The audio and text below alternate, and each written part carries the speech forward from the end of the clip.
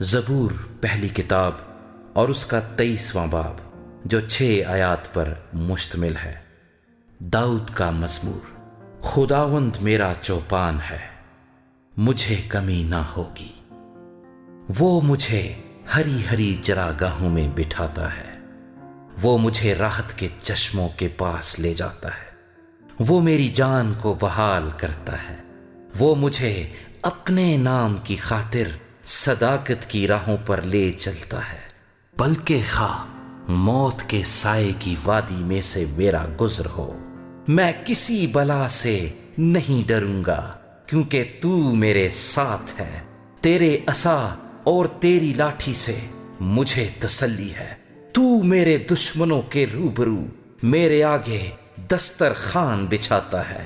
تو نے میرے سر پر تیل ملا ہے، میرا پیالہ لبریز ہوتا ہے۔